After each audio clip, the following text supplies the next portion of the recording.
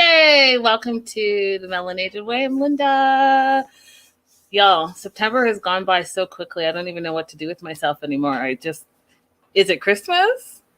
Anyways, you guys, welcome to, what are we doing today? We're doing The Other Way, episode 5, Facing Fears. But first, we're going to do per usual, some housekeeping, shout outs, all that great stuff. Wherever you're watching, if you could hit that thumbs up, that'd be great. Support the show. Bottom of the screen shows you where you can support the show. Shout out to my Patreon subscribers. Now listen, Patreon subscribers. I've been trying to just mind my own business. There's just been too much tea. There's been too much tea. I'm going to give you guys a little bit of a tease a little bit later in the show, or maybe early in the show. I haven't decided yet. But shout out to Olivia, Vanessa, Trisha, Sandra, Carol, Trina, Danielle, Rebecca, Marianne, Nia, Raydella, Linda, Donna over at Anchor FM, and Brianna, Crystal, Nicole, Amanda, Julissa, Angela, Better Days, I See You, Hey Girl, Hey, Judy and Beth. Without you, these shows wouldn't be possible. And when I tell you guys, make room for Friday's show. I don't care what time zone you're in. I have been sitting on tea, and you guys know this. I've been sitting on this tea for 2 days because it's just been too much for me to absorb. And I need to, the journalist in me needs to, process it and report it in a respectful manner. So Friday, whatever you're doing, 8 p.m., make sure that you're available because, listen, y'all. Whew. And if you guys haven't been over to the Melanated Way Instagram, today's been a busy day with news and gossip and just lots of news and gossip. So you might want to check that out. Let's dive into it. Facing fears. They kick it off with Steven and Alina, and, he's caved in. They're going to stay at the same apartment. She feels more confident about his commitment to her. He's still talking about this temptation to have sex and, whether or not he's going to be able to not have sex with her. And you guys, he's been talking about this. And hey, Stevie, hey. I've been wondering why, you guys, you really need to pay attention to this. I've been wondering why he's been just talking about his lack of ability to hold on to his sexual urges. I've really been thinking, why is it so important? Why do they keep talking about this? It can't just be because he hasn't told her that he's not a virgin. It can't just be that. And you guys, when I tell you that the tea that I have is so mind-blowing, it's so mind-blowing to me. Now it makes sense. So, anyways, he's tempted to have sex with her, but he's going to try his best. They're going to stay in the same house, yada, yada, yada. They're en route to a lawyer, immigration lawyer, because they want to know what the process is to get married in Turkey. Now, you would think they've been separated for a year, that he would have taken that year to do some research, right? Call some embassies, go on Google, see what it is that is the process for you to get married in a different country. I would think that would make sense. But hey, no. All your planning, you said, was how you were going to get to Turkey. Okay, how are you going to get to Turkey? I don't think that took you a year to figure out, right? So you got there, now what? So now what? They go to the immigration attorney, and he wants to, red flag, who friggin' hitchhikes in 2020? Because that's when they filmed it. But in this present day, who hitchhikes still? Seriously, do you not watch the true crime shows, Steven? You're about $1.25. Alina's about $1, and y'all are going to get into some random stranger's car in a country that you spent 2 days in, don't know nobody, don't know the language, but you are going to hitchhike, and you feel like you've done it before, so you know what to do. So you hitchhike there, and when you do the signaling and the stop and the pointing the cars, that's not enough. You're going to jump in front of a moving car, and you're $1.25. Stop it.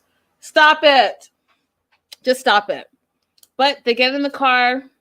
He has his little app translator trying to say, hey, are you going that way? Because we're going that way. I don't understand. I don't understand it.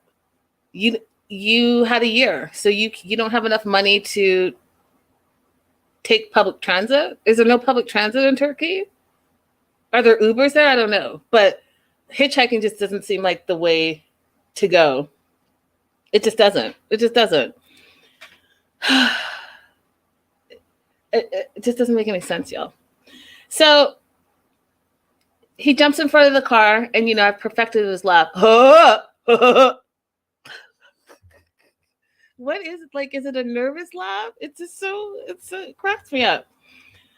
So he's trying to figure out, because she's feeling, scared. She's in some random stranger's car. He's trying to say, like, how long is it going to be there? But he's saying, how much is this? How long is it till we get there? The guy's like, oh, I think you're asking, like, when are we going to get there? I think we're right here. Totally ridiculous. They get to the office, and even just the way he talks, you guys, I really feel like I don't understand how this Utah Mormon is so urban. He's so urban, you guys, the way he talks. If you watched my show the other day, that scattily poop word is actually an urban word. So he gets to the office and he's like, oh, you got a sweet office. How old are you, Steven? Like, seriously, I know how old you are, but really, how old are you? Who talks like that? So he's like, we want to get married, and we just kind of want to know what the process is. Okay, so number one, you're going to need documents from your respective embassies proving that you're single. Alina can go to the one that's close by because she's from Russia. He has to fly to Ankara to go to the U.S. embassy and get his single documents. Then they have to come back and go to the Turkey Minister of Affairs. Then they have to go to the mayor's department and make an appointment. Then they go get married. Then they have to go back to the Russian consulate and show them that they got married. And then they can apply for a visa. And all of that has to be done in 90 days. You didn't think about this? You didn't think about researching this before you got there? So you could at least get some of these things done. Maybe you wouldn't have to go to the embassies. Maybe you could have just done it before in the year that you had to plan this. But I mean, that just makes some sense to me. Tells the lawyer that they're on a 90-day tourist visa. And so the lawyer's like, well, you're going to want to start this process immediately. And Steven's like, well, that's a big discussion to have. And I don't know if we're ready. What was the plan? Wasn't the whole plan to go to Turkey and get married in 90 days? And I've said this before in the past when people are like, oh my God, only 90 days. Well, you knew you only had 90 days. So what's the difference between getting married on day 20 versus getting married on day 90? You're getting married in those 90 days, the 3 months. I don't get it. So then they happen to come out of the lawyer's office and they hitchhike there, but a taxi just happened to randomly be 2 feet down the street. He just had to go like this and it magically appeared. I had a hard time believing it, but I guess the taxi just happened to be there on the route home, I guess.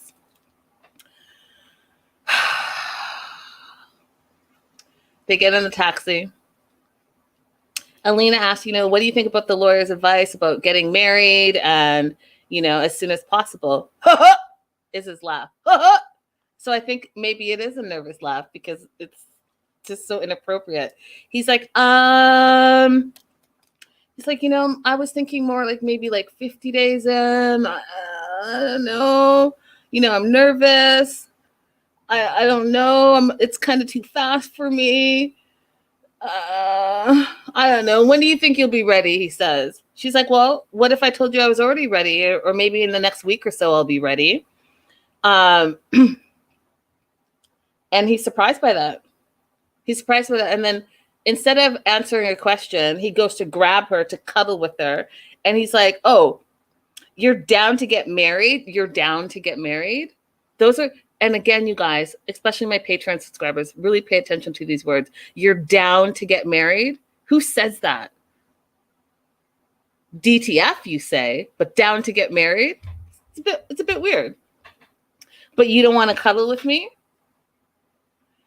Bitch, she doesn't want to cuddle because she asked you a direct question and you didn't answer and you're doing this all stuff. Like, what? And she's like, yeah, you know what? I'm ready. And I'm ready because it will prove to me that you're serious about this relationship.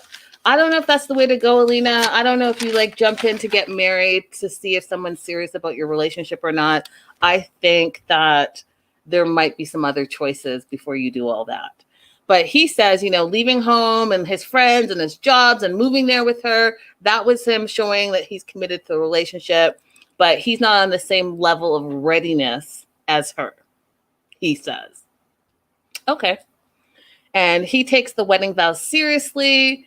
For him, it's forever. But you just said that you spent a year talking to your girlfriend, and now you're in Turkey for 90 days because your whole plan was to be there so that you can get married and then move to Russia. So like I'm confused where this hesitation is coming from, and you're not at the same level of readiness.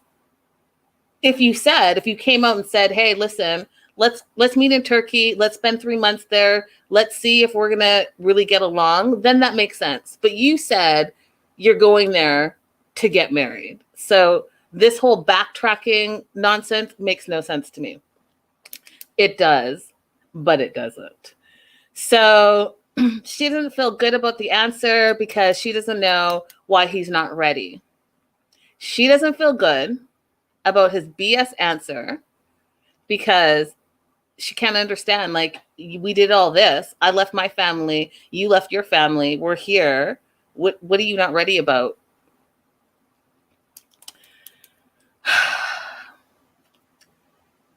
Then, randomly, still not answering the question, why are you not ready, Stephen? He's like, do you want me to go to the store and buy you a watermelon?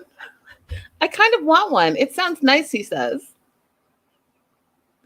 What are you even talking about? What are you even talking about?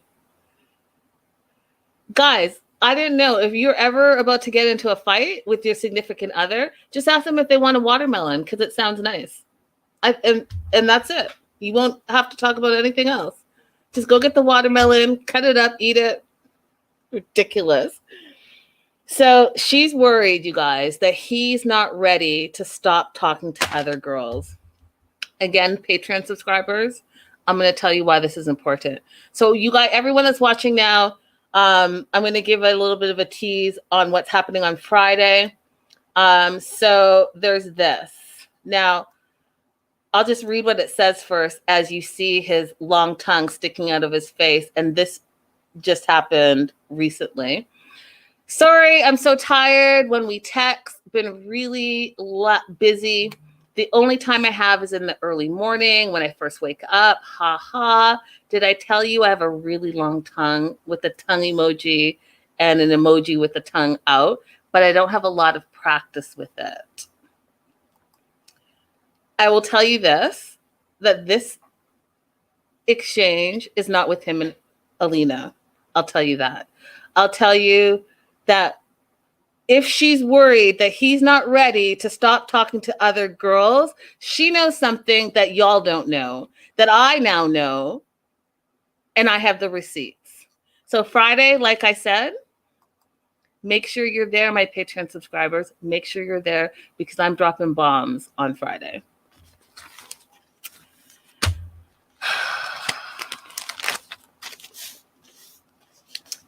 Kelly, hey girl, hey. Everyone welcome Kelly. I think you're kind of new. Yeah, you guys, I've been sitting on this tea for just too long. Just too long. I just don't even know what to say. Last week was already busy enough. Okay. Last week was busy. Today was busy. If you haven't seen the Instagram, you should head over there. You know, I introduced everyone to Mike's new girlfriend. Anyways, I'm getting sidetracked. There's just so much tea. There's so much tea. Anyways, Ellie and Victor. Ellie and Victor. Ellie. And Victor. So they're getting supplies to bring back to his sister Mary's house. And they're going to take a boat back to Provencia. They got to leave at 4 a.m. because the boat leaves at dawn. It takes 4 hours to get there. They can only spend 4 hours on the island and then 4 hours to get back. And this, I'm confused by this because Victor just arrived yesterday and he arrived on a plane.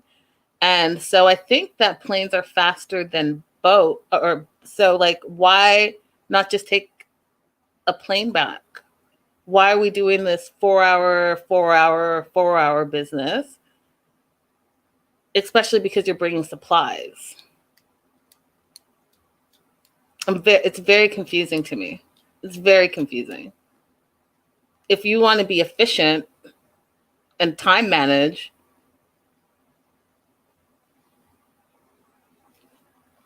anyhow, Myra says economics. It could be economics, but I don't think it's that, Myra, because don't even get me started. If it was economics, then, and if, yes, indeed, it's cheaper by boat, but I don't think they're thinking about that since they're staying in a hotel. She flew all the way there. She just spent 5,000, like, I guess it's economics. We'll go with that. They're going to go there and they're going to come back because they can't stay on the island because there's no electricity. It's not safe. All the things. They get to the island. It's destroyed. Used to be like green and lush and like a beautiful paradise. And it's not that anymore. And Victor says that she needs to see this because she's going to be a part of it. And that's where she's going to be living, which you guys, again, I keep referring to Patreon, but you guys already know. If you're my Patreon subscribers, you really know what the 411 is. And so that was no, just joking. So I guess she's going to be a part of it and they're going to have to start from scratch and they're going to have to rebuild and all the things, and natural disasters are terrible and all that stuff. She says that it smells like gas and sewage and garbage all combined. It feels like an apocalypse, really. And she's just stressed out over how terrible things are. Yeah, it was a Category 5 hurricane, so I can imagine that it was stressful. So she's just heartbroken because the island used to be a paradise, and she just can't believe how terrible stuff was. So Victor gets out. He gets on a motorcycle to go pick up his friend's car, which, like, I just have so many questions about this couple, you guys. Like, I don't understand. Hey, Diana. Hey, girl. Hey. Hey, Michelle. Hey, girl. Hey. This is what I don't understand. Okay, so you guys are going to build a life in Provencia. She's been there a bazillion times. And now that there's a natural disaster, I'm trying to figure out, like, what's the plan? Like, what is your plan? And are you guys going to try to rebuild the house? Are you going to stay at the hotel on the main island the whole time? Are you going to, like, why does Victor not have a car and he borrows his friend's car, but he has a house? And, like, what is his job? And, like, one sister has a husband that has a brother that has a house that was not made out of wood. And so they're there with the mom, but then the other sister can't stay there and she's at a refuge. Like, I just have questions. I feel like they need to explain what's going on more, because it's like puzzle pieces. And in my mind, I'm like, well, where do those pieces fit? I don't understand what's going on. Anyhow, sister staying at the husband's brother's house because it's a concrete house, and other people on the island, they have nowhere else to go, so it's a difficult time. He was at that same sister's house, Jackie, with her kids and his mom. So they all stayed at Jackie's house. But then from Jackie's house, they went to the brother's house because the brothers they went to Jackie's husband's brother's house because he has a concrete house. There it is. But he also has another sister, Mary, who lives on the other side of the island that was hardest hit. And so they were just trying to survive the storm. So they're going to go to Mary's house with supplies to help her because her house is gone. And she has nothing and nowhere to stay. Well, she's staying at this refuge place. So they go there. Ellie realizes that they're all going through trauma, and trauma changes you, by the way. But he's just happy that she's there to support him, and realizes that they have a lot of work ahead. So they go, they see Mary, they give her the supplies. She's thankful and grateful. Shows the house that is completely gone. The one good thing, side note, the one good thing that I've heard that Ellie has done is Ellie has started a GoFundMe for the people of Provincia. So maybe check that out. And then I liked how the show, at the end of the show, talked about, helping Red Cross or whatever the case may be. I thought that was great too.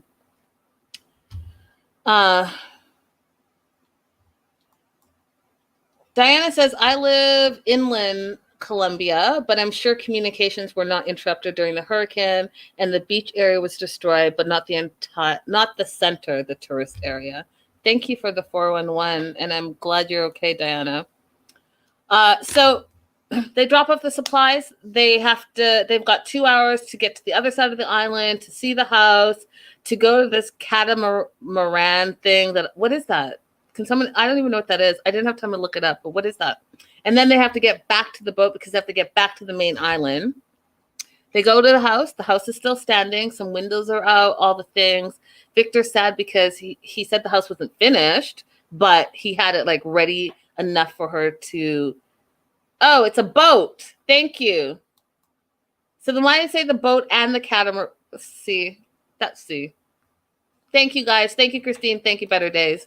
So they have 2 hours basically to get to the house and then get back to the boat. That's what she's saying. And the house is fine. They don't know what they're going to do. They're going to have to rebuild at some point. But I feel like, are you rebuilding? Because are you staying there? And like, what's the rebuild process? And what are you going to do in the meantime? Are you going to go back to Seattle? Like, what are you going to do? And have these conversations. Looking at it as one thing and saying we have a lot of work to do, but what? You just finished saying on national TV that the island has no infrastructure, no medical. Victor doesn't have a car. What's that time frame? And you're moving there? I don't know. It doesn't sound like it makes sense. Something's not adding up to me. Stressful. Just very stressful. Moving on to Jenny and Sumit. I mean, I guess I'll move on to Jenny and Sumit. It's been 9 years. I just want you guys to all know that it's been 9 years. They met as a catfish. She stayed with them. She loves him. She wants to be with him. He loves her, apparently. It's been 9 years. I'm trying to figure out, like, at what point do you just say either cut ties or keep it pushing? Like, I'm tired of the same nonsense. I can't imagine I can't imagine why Jenny is being the way she's being. Like, I just can't imagine it. 9 years? Y'all have been together for 9 years? And I'm sick of the whole, oh, marry me, marry. Who begs someone to marry them? And if they're saying, no, I can't do it, no, I can't do it, no, I can't do it, plus all the other things, the catfish stuff, then you got married behind her back, and then, the parents scream and yell and cuss at you and degrade you, all the things. He continues to lie and empty promises. Like, what? But he loves you? I mean, it doesn't make sense. So she's there at the market. She really enjoyed her little chanting session. Hare Krishna whole situation. She wants to buy beads and chant because she feels like maybe it will help her to continue to de-stress and not worry and all the things. And she's still stressed out because his parents don't like her. She's stressed out about the time they came over and talked shit about her to her face and all the things. And she's insulted by the parents, and the parents hate her. They don't want her to be a part of the family. They'll never accept her. 9 years. Keep that in the back of your mind. She wants Sumit to stop leaving her out with all the family gatherings because the parents will invite him over, or there will be an occasion. He'll go and leave Jenny to support his family and stay with them, and she's just got to stay at the house, which makes no... Listen to me right now, you guys. There is no friggin' way that I left my home country to be with this fool after he catfished me, after he lied to my face, after he let his family disrespect me, and I'm just going to sit pretty at the house while you go and enjoy yourself and have some cocktails and celebrate. That's not happening, period. Period. And I'm supposed to be your... No, sir. No, sir. So Jenny feels sad. She feels lonely. She wants to be invited to the parties. It's very high school. Like, hey, you're not in the it crowd. You're not a cool kid. So you're not invited. You have to stay home. But I'm going to go. But you're my secret friend. So my secret friend, I'll see you later. Jenny's like, she feels like she's reached her breaking point. Have you, Jenny? It's been 9 years. You're just now reaching your breaking point. I've reached my breaking point, watching you season after season after season say the same thing, and then have left, been back, had an apartment, was whooping it up with the kids. Well, you didn't have an apartment because you were sleeping on the... Anyways, that's another story. But you were living your life with your family, and you chose to go back because he promised to get married. And years later, you're still not married and you're still there. Got it. So she just feels hurt by the whole situation, and she wants him to stand up to them finally and say, hey, listen, I'm the fiance, I'm with Jenny, and I'm going to be with her, and we're getting married, all the things. And so while she's saying how hurt she is, guess what? Surprise! Since we're on the topic, he says, since we're talking about functions, Cherie, which is his brother's wife, is pregnant. And so there's going to be a function that she's not invited to. Oh, just FYI. And Jenny's all sad. She's like, oh, Cherie's young and beautiful and Indian. How can I compete with that? Well, Jenny, you really can't compete with that. But guess what? You have grown kids that love you, that support you, that want you to be happy. So maybe think about that. Maybe think this is not the best situation for you. I don't know. Kind of makes sense to me. So Sumit goes on to rub it in her face and says, well, it's a happy moment and he wants to celebrate with his family, but you can't be a part of it because you're not part of the family. And I haven't told the family that I secretly put this cheap ring on your finger last year and promised you in secret that we would get married because we canceled the ring ceremony because I didn't want to upset my parents. But now I'm going to tell them that I secretly went ahead and promised you that we're going to get married. Redunculous. Hey, Amanda. Hey, girl. Hey. Michelle says she should go home. Facts. So Jenny's like, your parents hate me. I'm doing the best I can. I'm trying to love you and treat you well, and that's all I could do, and that should be enough. Sumit gives 0 fucks, y'all. He's like, okay, well, I'm going to go talk to them when I go to this party without you. They get to the temple. The family gets to the temple to celebrate the wife's pregnancy. And that's their Indian tradition. When they receive good news, they first take the blessing from the Almighty. They go to the temple, they celebrate that, and then they go from there. So after that, they're going to go and have a party with Sumit. Not with Jenny, because Jenny's not invited. Parents are happy. They're so happy for the younger son because he's married, he's having kids, and, very traditional and very much immigrant style. Like the eldest is supposed to have kids first and then go on, blah, blah, blah. But Sumit obviously is not taking that route. And so the family is a little sad, especially the mom, you guys. The mom is like, oh, my son, my son. Sumit's at the house. He's getting ready to go. And he says to Jenny, the audacity to say, so what are you going to do? And Jenny's like, oh, my usual. I'm going to clean and do laundry. that just wouldn't happen. Like, it's just, to me, it's just not realistic. It's not realistic that you're going to go live your full life and I'm just going to sit here and clean some shit and be by myself. It doesn't make sense to me.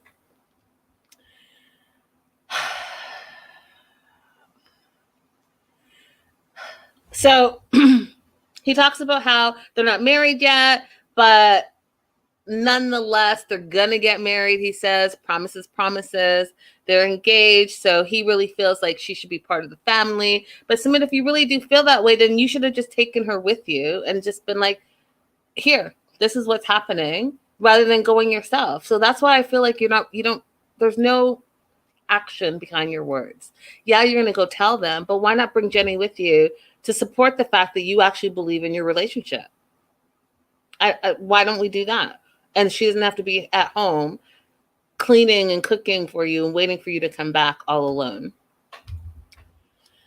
So last year he canceled the ring ceremony, but then, he decided he's going to exchange rings with Jenny without telling his parents. And then they flash back to the moment where he did it. And it wasn't even anything beautiful, you guys. He's like, here's the ring. This is something that you've always wanted. Something that you've always wanted? Do you not want it, Sumit? Is like, that's not romantic. That goes down in the history of the shittiest engagement I've heard. So parents don't know. He's nervous. He's nervous to tell them. It's been 9 years, you guys. Just FYI, I don't understand. You're a grown-ass man. You're closer to 40 than you are to 30, and you're still running amok, talking shit out of your mouth, your ears, your nose, everywhere. Everything is just nonsense to me. It's just nonsense. You're a grown-ass man. Either you're going to be with her or you're not going to be with her. But this, like, sitting on the fence and BSing Jenny so she stays with you for as long as she can stay with you. And then guess what's going to happen? Oh, you're going to turn 40 and be like, oh, guess what? You know what? I think I do want to have some kids. So they're waiting for Sumit to get there. And in the meanwhile, Cherie's talking to the mom, saying how she must, like, riling her up, right? You must miss Sumit. He's so far away. You must miss that he was living with you, and now you don't get to see him very much. And the dad's like, yeah, it was hard because, he lived with us for so long, 24/7, and now he's gone, and we just want him to come back, but we don't want him to come back with Jenny. We just want him to come back by himself. It's been 9 years. I'm going to keep saying that because at what point do you just say this is a lost cause? They've been together for 9 years. This is like, why are you all stressing out? It's been 9 years. That's longer than many marriages have lasted. So all this fighting for what? Jenny ain't going nowhere. She's proved that over and over again. You can lie to her face. You can scream at her. You can marry her behind her back, and she's still going to stay with you. So someone's going to need to get over it immediately, if not sooner.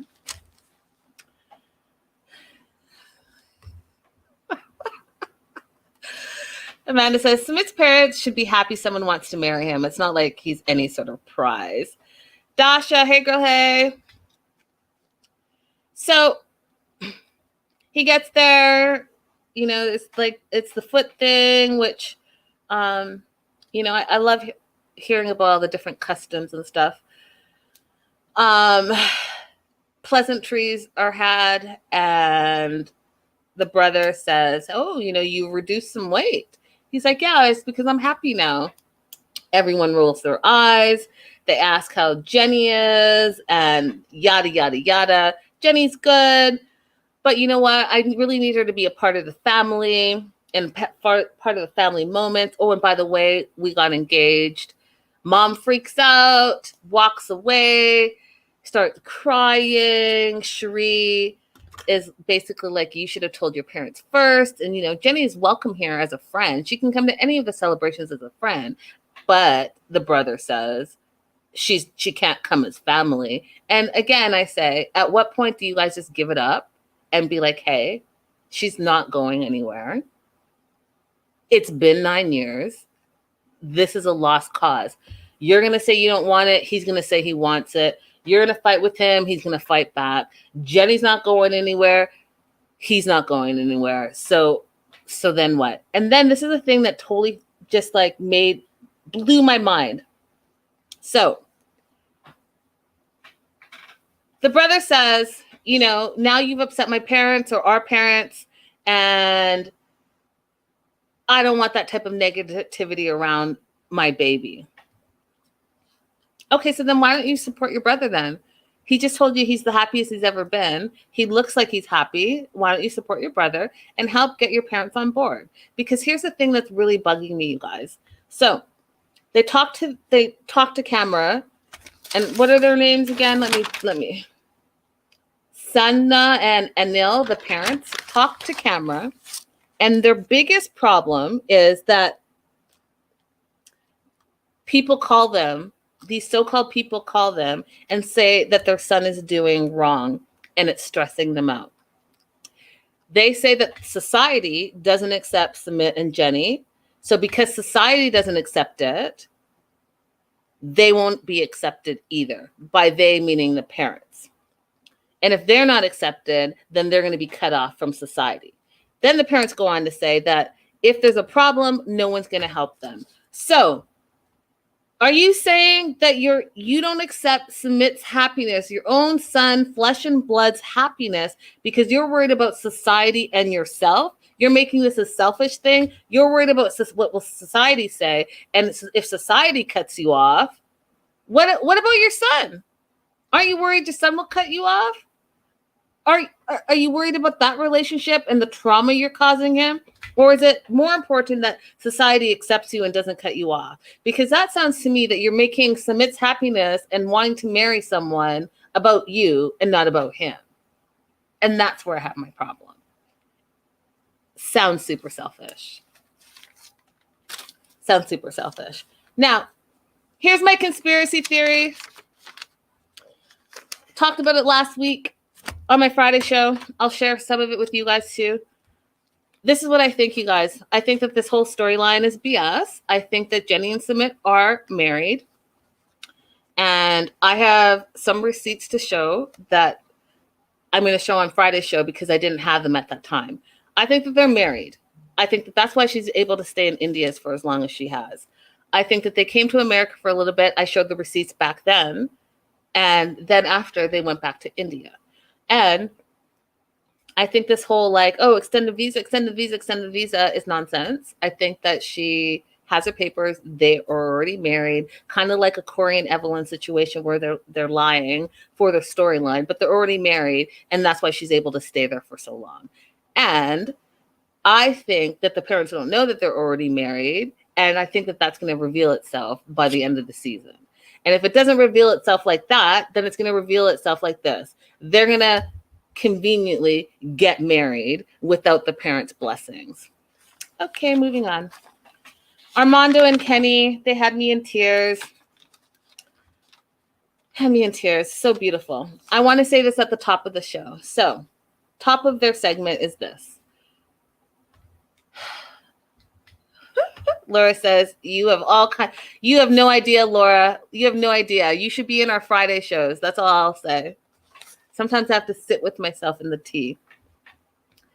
Armando and Kenny, their second day visiting his family. Armando is talking to his mom first and tells her, he's happy to spend time with dad and happy that they're together and, wondering that, do you accept him? And now here's my theory on this too. Okay. Here's my theory. And it's not very nice, and I hate to say it, but I thought it last season, but I let it be a fleeting thought because I love Kenny and Armando and this whole story and Hannah and all this stuff.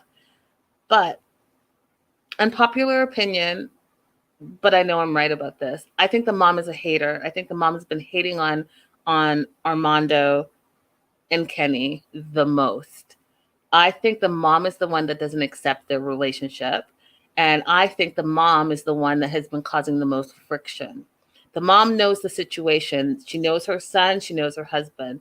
And in going through this storyline, the mom's always like, tell me everything first and I'll tell your dad. Tell me and I'll tell your dad. And anytime Armando talks about his happiness with Kenny, the mom starts crying. The mom even said, you think I'm crying because I don't accept you. Yeah, it's because you don't. And that's why you don't tell the dad. Now, I think that the dad, although he originally didn't accept it, it was because it was shocking to him, but he sat with it, and we'll get to it later, but he sat with it. And once he was able to come to terms with it, he's the type of man, and I don't know about you guys, but I know plenty of guys. I have family members that are like this. No first, and then they sit with it, and then they come to their senses. And that's in anything. You can say, hey, let's have vanilla ice cream tonight. No, I don't want vanilla ice cream.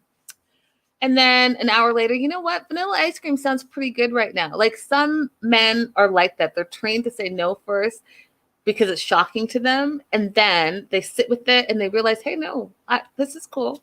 Let's go with that. Let's do that, or accept that, or appreciate that, or whatever the case may be. But I think that the mom is the one that is not saying anything because she's hoping that it will just go away.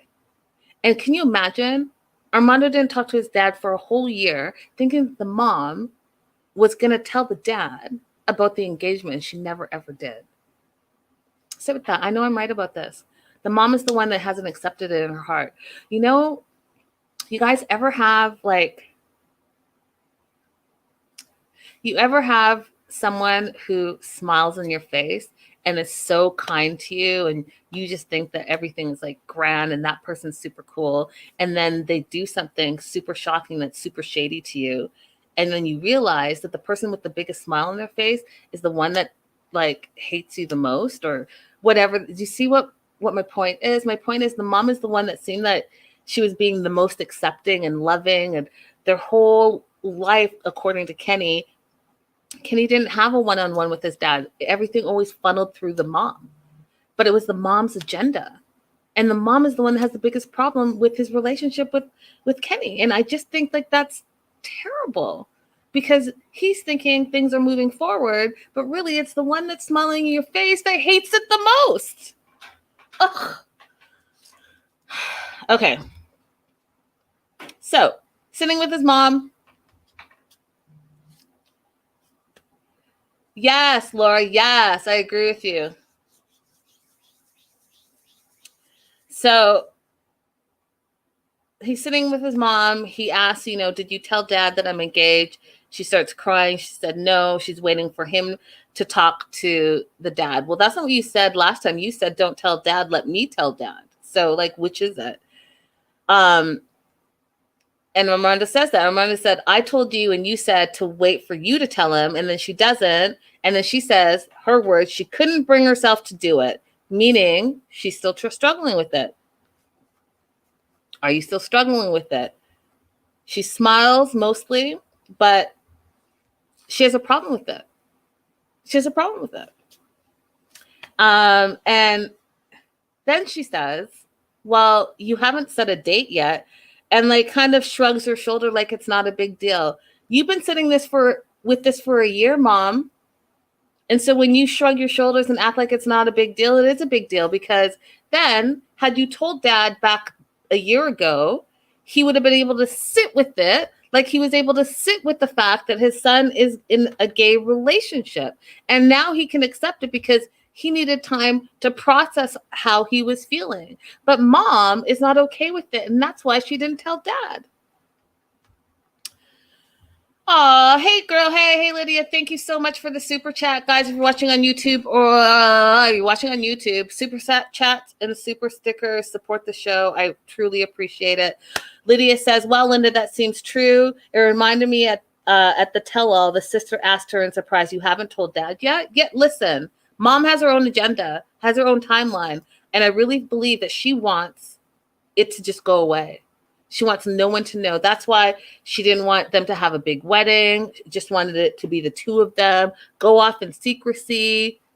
It's sad. That just makes me sad, because meanwhile, he thinks his mom is his biggest ally, when really, I think by the end of this episode, the dad was the biggest ally. So she's talking about how, oh, you haven't set a date yet, shrugs her shoulder. And he's like, well, we want to get married soon. We want to have a big celebration. We want to have a big party. She starts crying again. She feels like, quote, she's surprised and it seems sudden. And she remembers seeing him married when he was married to a lady and then they had a kid, and starts crying about that. You're not crying about reminiscing about the marriage. You're crying and reminiscing because he wasn't gay back then. But he was the whole time. He just wasn't living his truth. And that's what's, I'm so upset about this, you guys, because you think someone's on your team and they're not on your team. And then they're crying like they're the victim. And someone in the live chat said it. She's upset because her idea of her perfect family is blown to pieces and it's not fitting how she wants it to fit. And so who is hurt by this? Armando gets hurt by this. Everyone gets hurt, actually, because the truth, he's not able to live his truth, and he thinks he has someone on his side when she's really not on his side. She needs to deal with her feelings about his relationship and really come to terms with it so that everyone can get on the same page. Because guess what? Dad's on board, but mom's has never been on board, but pretends to be on board. It's very sad. Okay. Then she says she's not crying because she doesn't accept him. He's her son. She supports him. She loves him, but she's just not happy for him. Then tries to tell Armando that it's harder for his dad to accept it. And she doesn't think that he's going to accept the wedding or attend the wedding. No, you're not accepting it and you don't want to attend the wedding. And that's why you didn't tell your husband. Because guess what? Armando goes to talk to the dad and the dad totally accepts him. Made me come to tears. He's all about it because he's had time to sit with it. And he didn't say, no, I'm not going to come to the wedding. He's just like, I can't answer now because I'm just hearing about this. And he's one of those, like, you can't just throw it at me and me give you an answer. I need to sit with it and process it.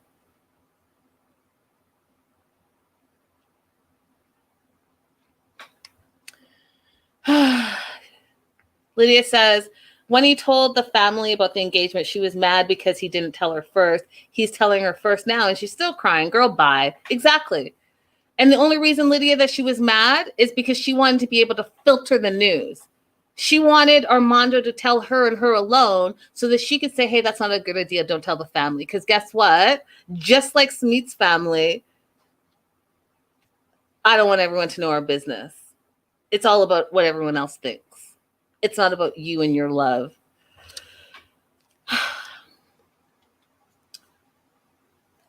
Then we go to the vacay house. We get to see Truffles. Truffles is so cute. I love that dog. And Armando and Kenny are getting ready to drive over to the house to talk to the dad. And, they realize it's not going to be easy. And then this is what Armando says. Armando says it's not going to be easy because he's used to talking to his mom, because everything goes through his mom. This is the first time he sat down. Everything goes through his mom. And when he came out the first time, right, going through his mom, the dad found out. The dad took him for a drive and they just sat in the car in silence the whole time. Now,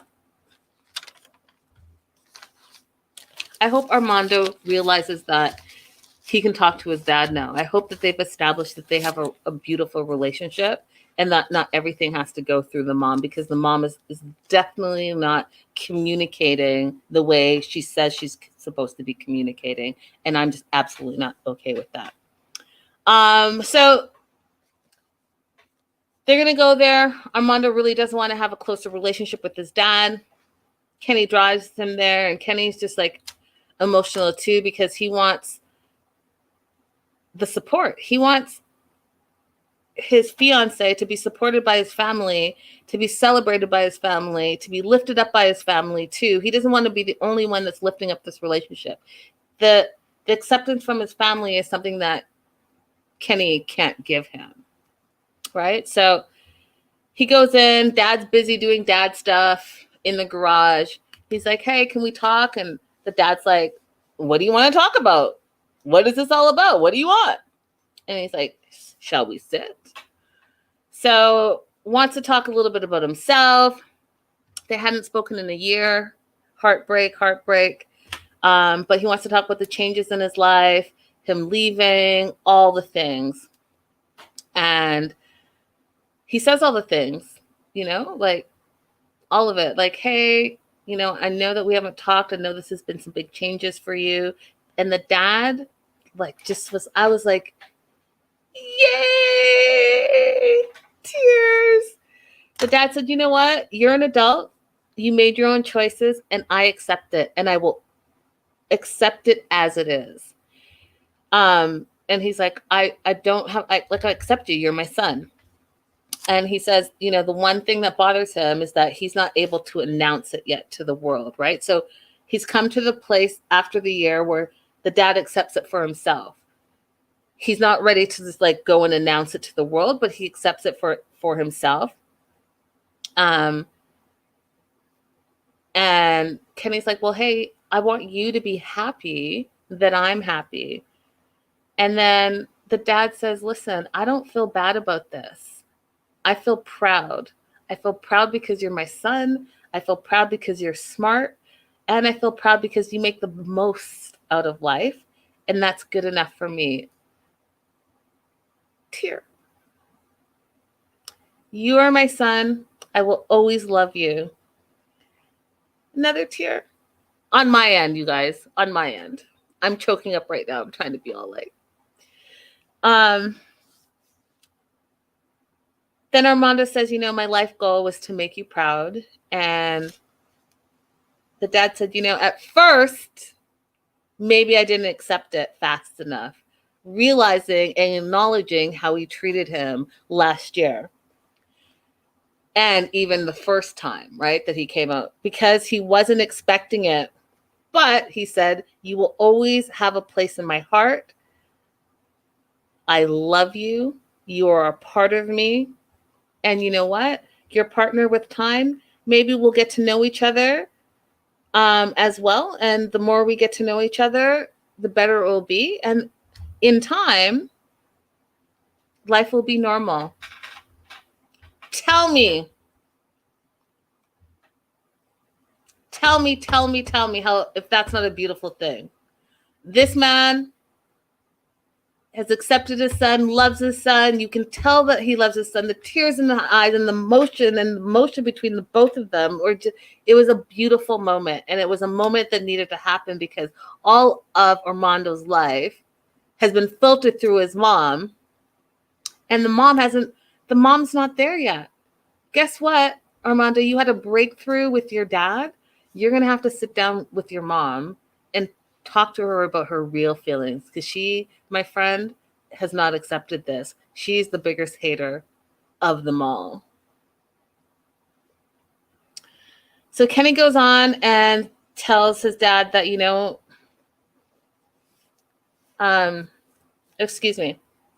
Armando goes on to tell his dad Kenny proposed. And, he said, I told mom, but she told me not to tell you because she wanted to tell you, but I guess she didn't tell you. Everything that I'm saying, it's not good. But the dad's, he's no dummy. He's like, I overhear conversations. I know some things. I just don't say anything. Facts. It's the quiet ones that know everything all the time because their ears are open and they choose not to get involved. But don't think that they don't know what's going on. So, he knew. He just didn't say anything. And if no one's telling him, then he thinks that, guess what? I guess it's not my business. So Armando goes on to say, hey, you know what? We're getting married next year. It's important for me that you're there with me. And the dad was basically, you know what? I don't have an immediate response. And then they tried to make a few excuses like, oh, I didn't go to your niece's quinceañera and blah, blah, blah. And Kenny's like, oh, but you went to Deborah's wedding. So calm down, Dad. Like, I get you now. You're going to need some time to sit with this. Okay, you sit with this, but I really need you to be there. And you know what, you guys? I believe he's going to be there. I believe he was there. Because you know what? All he needs is a little bit of time. It's a little bit of time to process it all. At the end of the day, he loves his son and he's going to be there for his son. And when he said, "You're a part of me," that told me everything that I needed to know. Moving on.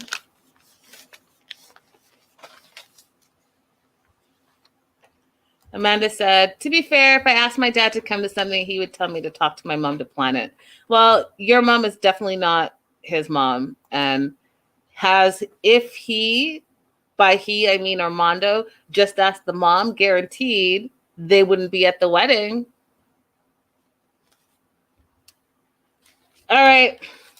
Evelyn and Corey, if you're new to this show, if my face gets all twisted, yeah, I can't be impartial with Evelyn because we have history, but I'm going to try to be as impartial as I can. So if my face gets all weird, it's because, like, in the back of my head, I'm thinking some things that I probably shouldn't be thinking. So that's my disclaimer. Evelyn decides that she's going to tell her parents that she's married already. And she says that she's about to open a can of news, but we all know what she meant when she said that.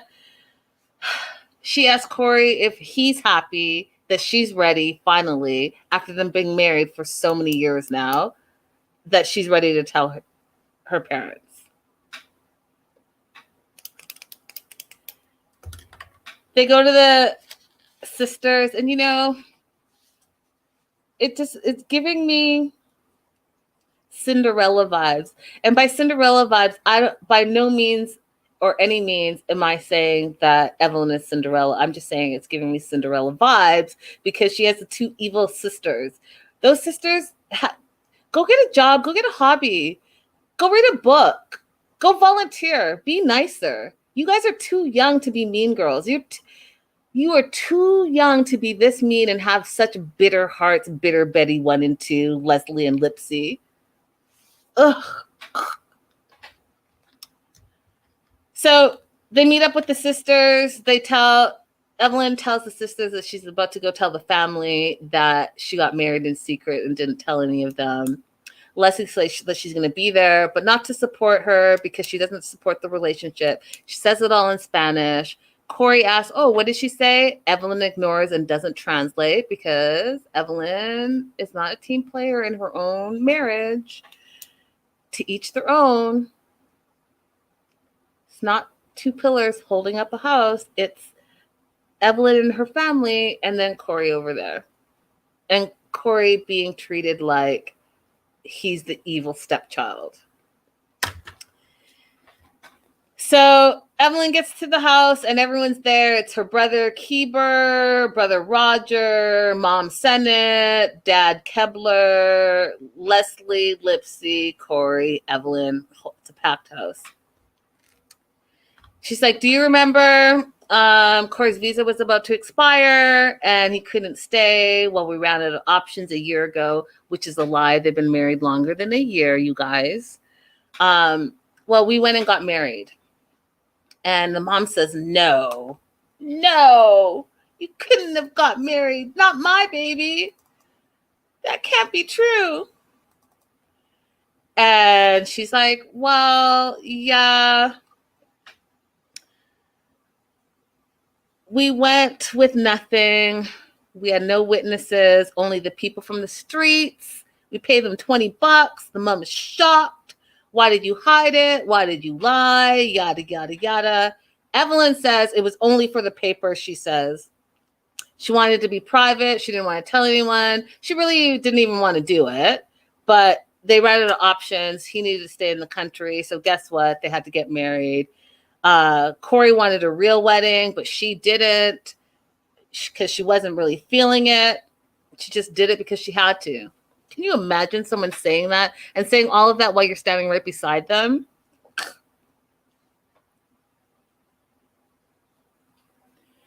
And then isn't translating, is talking all this shit about marrying someone not because she wanted to, because of the papers. Okay. Mom asked, did you feel forced? And she's like, well, I wasn't forced, but she wasn't excited to do it. Can you imagine the person that you married says this to their family. Do you see how she never sets this man up for success?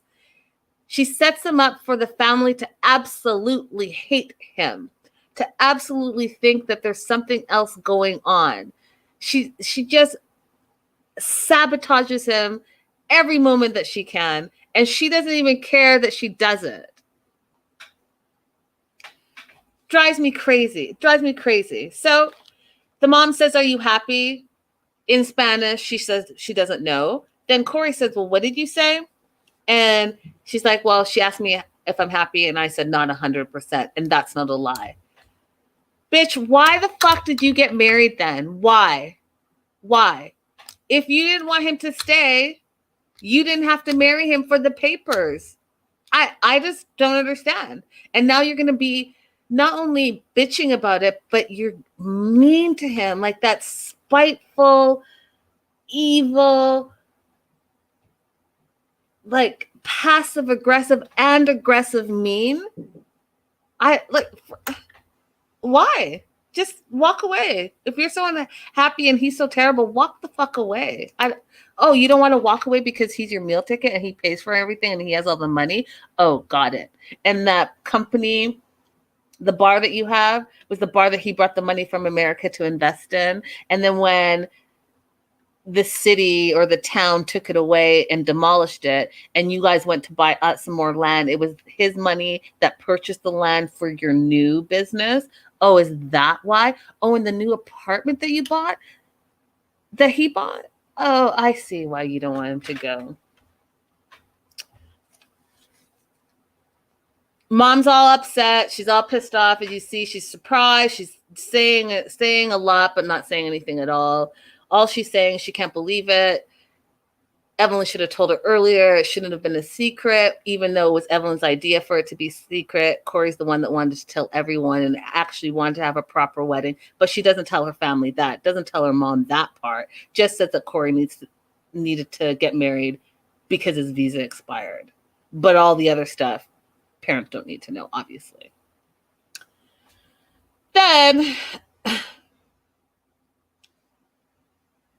Mom says, "You know what? Well, I don't believe in a divorce. Evelyn can never get divorced." Meanwhile, Evelyn didn't want to tell her family because she wanted to make sure she had an out, and she wanted to make sure that she was able to walk away from this relationship and marriage that she never wanted. And she says it. She says, while Corey's sitting right beside her, to camera, to the world, says she feels trapped now that she told her family, and if she wanted to escape, she can't. All while Corey is sitting pretty right beside her. Now, here's the thing, okay? Here's the thing. I'm super still confused why she married him. And here's why. In her latest Instagram story from yesterday, so like yesterday, early morning, today, whatever, it was recent, in the last 2 days. This is her stories. If you haven't seen this, I'm going to go ahead and read this to you. First part says, "You can never trust man, even the ones that play to be good, pretend to be Mormon, talk about values, be afraid of the devil, dress as a sheep." She goes on to say on her Instagram stories, "It's hard watching this new episodes because it reveals to me how much this guy lied. He sweared to me that he meet her just for a few days. He looked me in my eyes and swore upon his dad who passed away. He swear on his family, on our pets. I'm disgusted."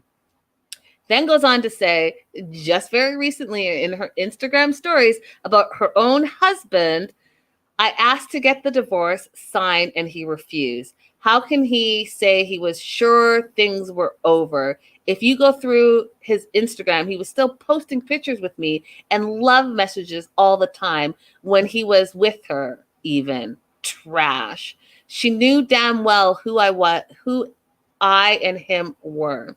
And yes, you will see that trash too, because he brought her into filming without me knowing. Goes on to say, there's still a lot more to find out. And what's crazy to me is that I thought he gave me all the truth already, but no, I'm slowly unveiling it as the season goes on. He didn't get stuck here in quarantine. He forced himself into my house. He asked to stay a few days. I said, okay. So he stayed in the other room, but every day he tried to be with me till I finally gave in. He could have gone or go to the EEUU, but he never cared. He could have told me the truth at the beginning, but no, he decided to wait for the cameras to film it. He gave that to the producers without me having a say in any of it. So my advice to Corey, and she tags him, go and eat a bunch of ball soup, and hopefully one day you'll be a man and not a lying coward.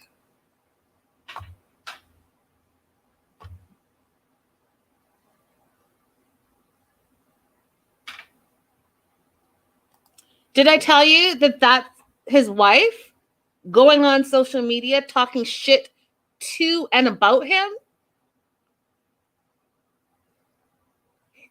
His wife. That every time he posts, last week, 2 weeks ago, whenever it was, he was posting, hey guys, don't bully Evelyn. She's a beautiful person. I love her so much. She's been dealing with all these bullies all the time. Be nicer. Thank you so much for supporting her. Thank you for supporting our love. I love her so much. And then she goes and posts the next day. You see this bitch, what he's writing, all the stuff he's writing. This is BS. Like, every time he says something beautiful and nice about her, she goes to her social media and completely dogs him out. Now, I just want you to think about your significant other, whoever they are. Can you imagine, whether you have 100 followers or 1 million followers, that your significant other goes on their social media to tell the world what a piece of shit you are?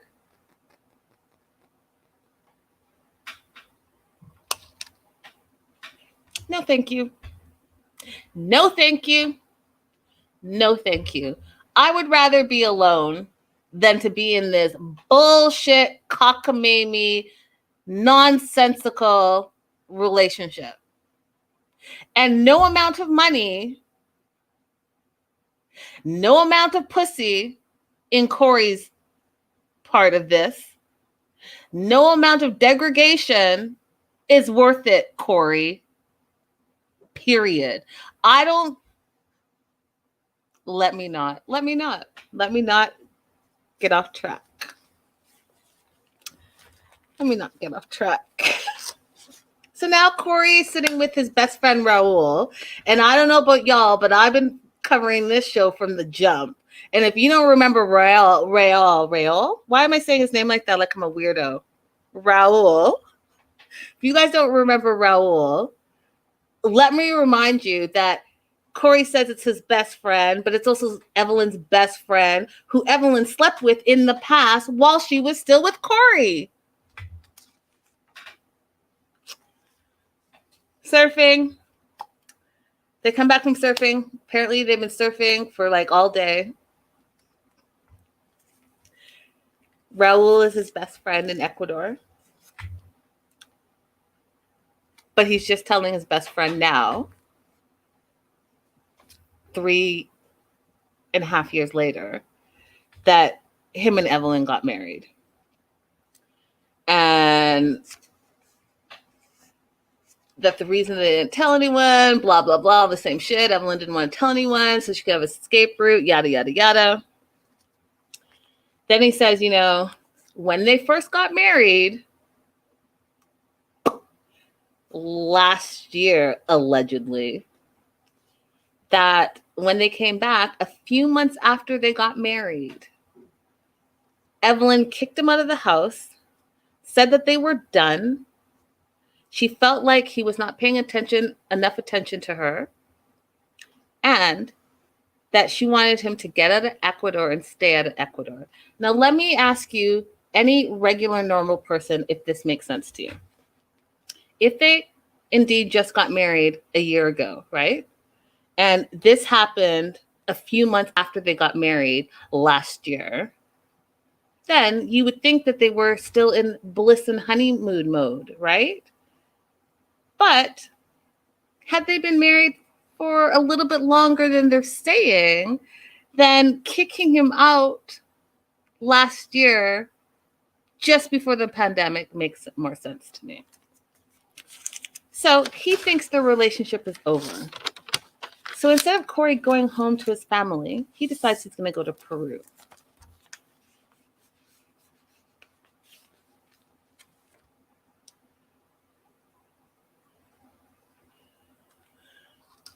He's going to go to Peru. And he goes to Peru, you guys, and spends some time there. He's heartbroken. He thinks his relationship is over and that he's going to go back to America at some point. However, he meets this girl, Jenny. Now, he's lied and said that Jenny was just a fling. He told Evelyn that he never slept with her. Nothing happened. If you guys remember on social media, she posted that he said that they didn't have sex because he couldn't get it up, which didn't make sense because it just, Corey's in his prime. I mean, come on. So he lied, said it was a fling, but it was more serious. It was so serious that Jenny, this girl you see on your screen, introduced Corey to her family. They were going to get a place together. And Evelyn just thinks it was a one-night stand that wasn't a one-night thing like that because he also said they never had sex. Raul is super surprised. He can't believe it. He holds Corey on a pedestal. Corey could do no wrong. Corey's a goody-goody. He can't believe that. Oh, okay, shut up, Raul. You cheated too, so stop. But Corey said, you know what? He believed that they were done. Evelyn said that they were done. He believed that he was heartbroken. And then the pandemic hit. He had to come back. He thought he was going to come back, get his stuff. But he couldn't go anywhere. They mended their relationship. And then he stopped talking to Jenny. Now, here's where I think Corey's fucked up. He's fucked up because not only did he lie about having sex with Jenny, but he ghosted Jenny. So meanwhile, Jenny thinks that, oh, my man is just going to quickly pop back to Ecuador, grab his stuff and come back. But no, he goes, pandemic hits, he never comes back and he ghosts her. Doesn't call her, doesn't see her, nada. Ghosting is not nice, you guys. Buck up, man, woman, however you identify, buck up and tell the other person what's really going on. It's a weak move and a mean move to just ghost somebody, FYI.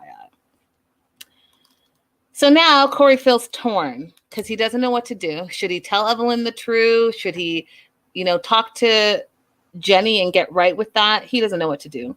Raul tells him to man up, face Jenny, because you know what? You never fully ended that relationship and you just ghosted her. So go ahead and face her and man up and do the right thing. Then face Evelyn.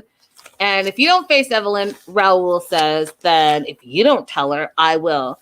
I wanted to punch that guy in his big fat mouth and say, hey, you know what? You're supposed to be my best friend. It's not your place to tell my wife anything. I'll tell my wife when I'm good and ready to tell my wife. That's what Corey should have said. I'm kind of sick of Corey not standing up for himself, honestly, to anyone. Like, stand up for yourself. Why are you letting everyone bull? Anyways, let me just cut that out as well. Last and not least,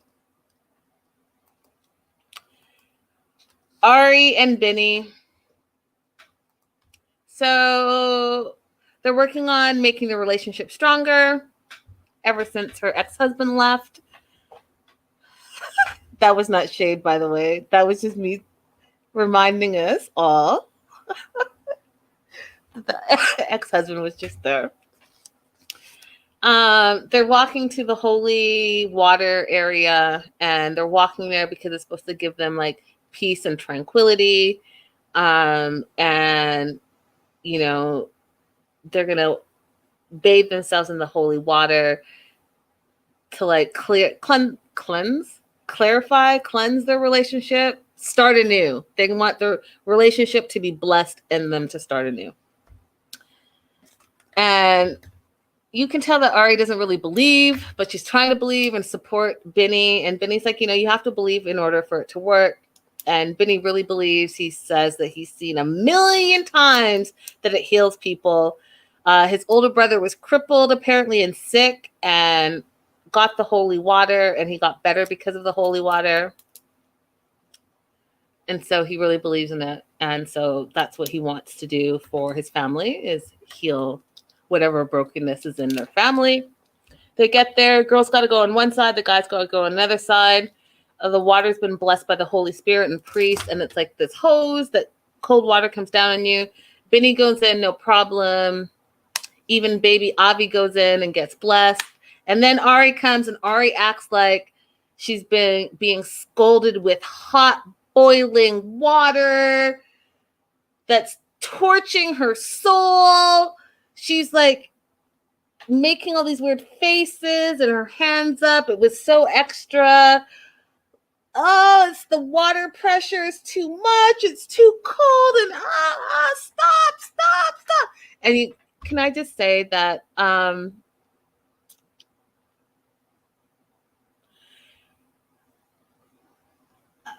I'm trying to be not an asshole. Okay, so here's what I think. Okay, I'm a total believer. I believe in the Holy Spirit. I believe in all the things. Okay, all the things. Now, I don't want to. God, don't strike me down for the words I'm about to say.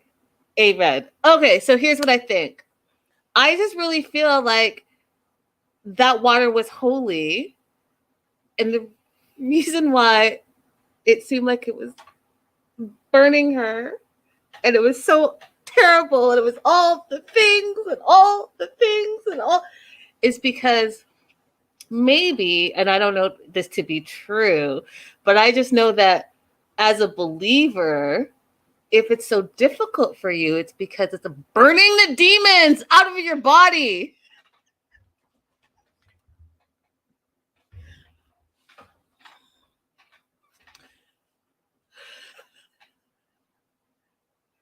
Because there's no reason for her to have been acting the way she was acting, like she was on fire with the cold water. Anyhow, she has that whole experience. It wasn't pleasant to watch, and I don't feel like she felt it was pleasant, but she got through it. Sitting down, they have a special moment. I love you. I love you. I love you. I love our family.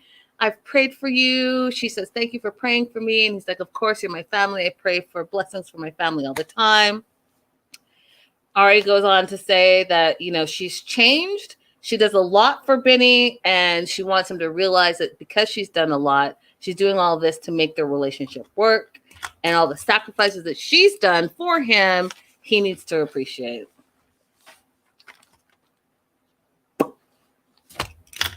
Hi, Vaughn. Vaughn's like, laugh my butt off. Dash is like, LOL. I mean, listen, spending a little time in the church and you'll see like those reactions are they're very much like those type of reactions. I don't know. I'm not saying that's the case. I'm just saying that if indeed that was the case, then it would make more sense. Anyways, that was the show, you guys. Wherever you're watching, make sure you like and subscribe. And I will see all y'all, well, maybe not all y'all, but a lot of you tomorrow for tomorrow's show. Darcy and Stacey, it's the season finale. I cannot wait to talk about that because that's a whole other hoorah, hoorah, hoorah, hoorah. And again, Patreon subscribers, Friday. I want you guys to be there, not on the replay, because the tea that I'm about to spill on Friday, I will have been sitting on for a whole week. And you know me, it's all going to have to come out. Good night, y'all. I'll see you all tomorrow. Bye. Bye for now.